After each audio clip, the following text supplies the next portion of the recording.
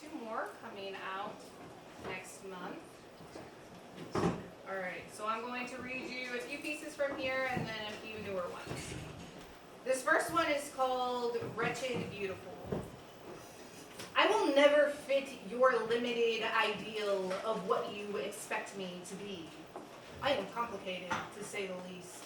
I am darkness, but I am also bright. Darkness coats my veins that are scorching with burning light. My mind is tangled, a mess of peace. I live in chaotic serenity.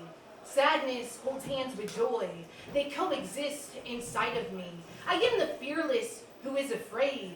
I am love that lives with hate. My heart is steel that melts away. I am the vengeance that forgives. I am beauty that's soaked with scars. I am the anger that lives in peace. I am confidence stitched with insecurity. I am the everything that is nothing.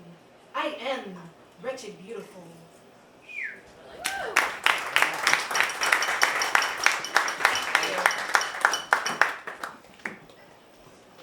I'm going to be a weirdo right now, and John, if you would mind, I've performed here several times, and I never have anybody here that I actually know. If you could get, a picture of me up here, just so I could be like, how was it, Joe's? That'd be awesome. Thank you. All right, this next one is called Coping with Ink.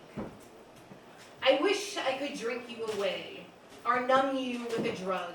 Use some type of unhealthy coping mechanism to deal with this feeling setting deep within my bones, deep within my soul.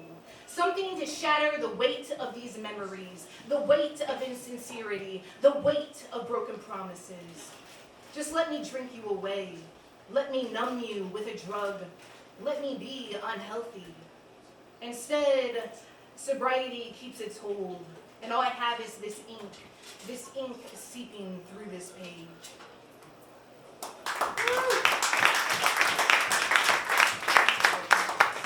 This next one is called Yesterdays, Todays, Tomorrows.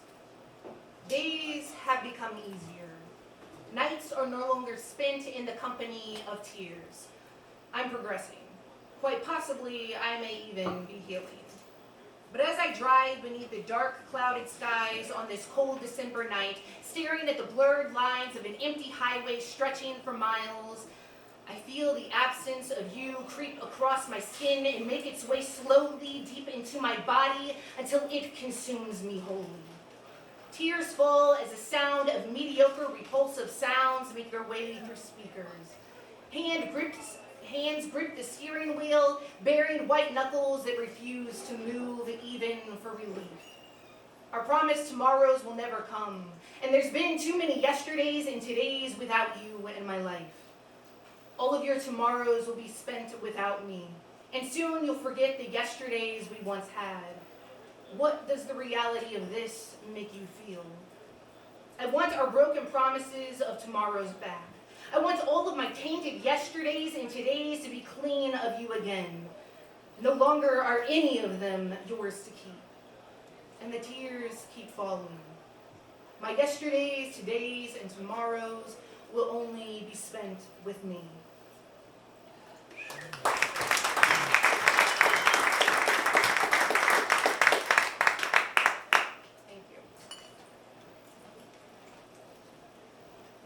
This next one is called Empty Shell. A therapist sits across from me in a chair whose pattern has become all too familiar to my avoidant eyes. His words warning a person can only take so much before that person will break. Attempting to make preparations for the inevitability of the breaking point I must meet. His wondering mind forms anxiety as every week he packs his toolbox in anticipation that this will be the session, this will be the day, this will be the time that I finally meet my break. As if his tools are only worthy to fix his perception of the utmost destruction. I don't understand the meaning behind his words. His eyes take in the sight of my figure, but he must be blind to what he sees. His ears process the words that come from my mouth, but he must be ignorant to their meaning. I have been shattered into tiny slivers and continually bleed from the cuts my own body makes in betrayal of continuing to live as it struggles to move forward with time every moment of the day. He registers my lack of understanding just as I have registered his. I ask him what it is he is waiting for. He tells me there will come a day when I will be unable to pull myself out of bed to face whatever that day will hold, and not even the voices of my children will keep me from being succumbed by the darkness of this strange windowless room where I now attempt to sleep. My body will be consumed by the coldness of pillows and blankets and the mattress lying on the floor, waiting with a gaping mouth, hungry to swallow me whole. The void of unending darkness will be too much for what is left of me to bear, and I will give up on this functional level of living that I have been living. His words attempt the warmth of a hope. He pushes across the room to reach me with words that this will be a temporary stage. But I must understand this is a stage that will come. Catching the false warmth of hope and grasping it between my fingers, I crush it within my palms and watch as the fragmented pieces fall to the empty space between us. For this hope of his misconstrued version of temporary breaking is not a hope that I need. Giving up the functionality of living is not a luxury I possess. For mine is not the only heart that grieves, but it is the only heart big enough to hold the grief of the rest. A grieving mother has no option but to act the part of living until she becomes a master of technique, waiting for the lines of act and reality to blur back into one. Is this misconstructed idea of brokenness the definition believed by those who look at me and tell me that I am strong? What will it take to convince them my body has become a fragile, empty shell with only specks of soul to show the remnants of evidence of the beauty of an ocean that once rushed through its open soul, filling it to its brim?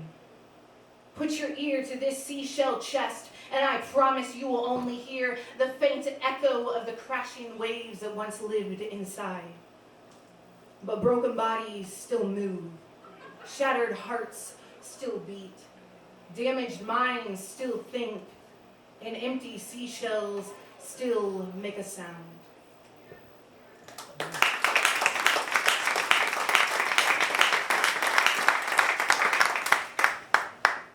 Thank you. All right, then a few from my published collection. This one is called Shelves Alone. We're going to go up a little bit from that one, so I don't leave you guys all heartbroken and stuff. Great. When I hear someone say they can't buy another book because they have to get their current books under control, those words don't make sense. I mean, I literally don't understand the words coming out of their mouth. It would be like me saying, I'm sorry, I can't be your friend because I have to get my current friends under control. That's how ridiculous you sound when you say you don't need more books.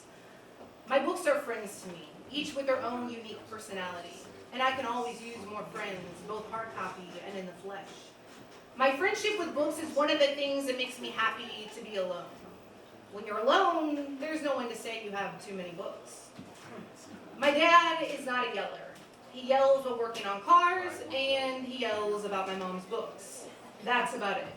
My mom has a crush on books, whereas I have an obsession. I love my dad, but I don't want to be yelled at about my books, so sometimes I'm happy I am alone. I once loved a man who loved my books. I mean, he loved me too, but my point is he loved my books. He didn't yell about there not being enough space, he just built me more shelves. And when there was no more space on the walls, he just built shelves that wrapped around my ceiling. He would have built me a mansion of books. I miss that man, but his mind stole him away from me. I think I may just want to stay alone until I find another man who is willing to build me a wing for just one book.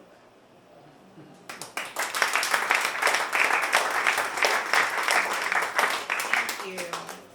I just have two more. This one is called Crave. Maybe one day I'll sleep as the rest of the world sleeps. I'll lay my head down on a pillow and drift off into peace. My mind will race with thoughts, my body will toss and turn, trying to fit itself to a bed it doesn't feel it belongs. Maybe one day I'll sleep, and then just maybe my mind will work and think as the rest of the world does. Then again, maybe sleep isn't what I crave after all.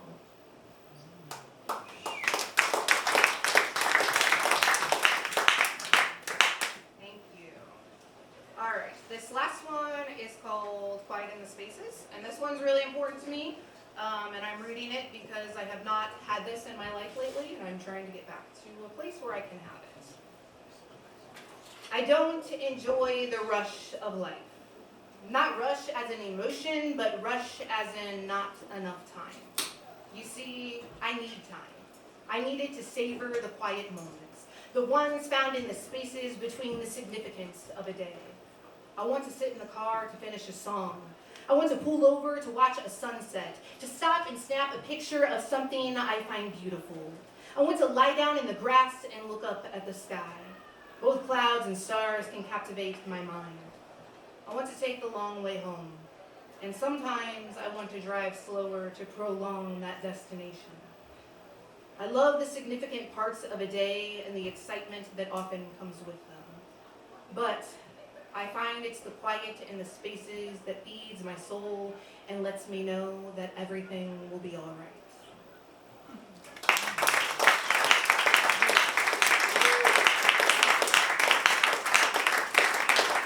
So much, everybody. Thank you for being such an amazing crowd. I do have authenticity available if anybody liked what they heard.